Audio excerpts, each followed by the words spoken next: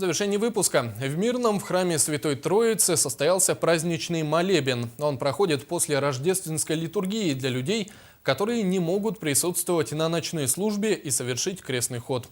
Все подробности у Татьяны Магет. Недалеко от входа в храм всех, кто решил не остаться в стороне от этого замечательного праздника, встречает вертеп. С особой любовью и стараниями построенный прихожанами, постоянными помощниками храма Святой Троицы. Здесь ни на секунду не гаснут свечи, потому что желающих вознести свою сокровенную молитву предостаточно.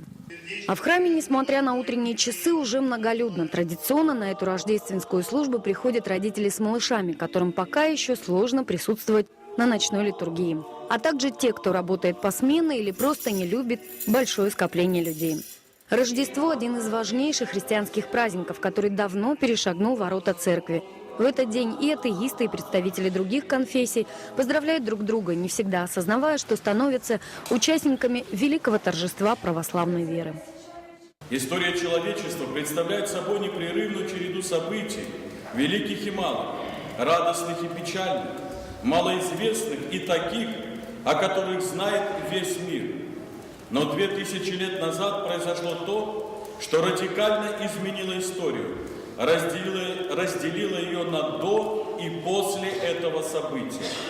Называя год, мы теперь говорим от Рождества Христова. Христос родился, и мир изменился. Мир стал другим, мир стал христианским.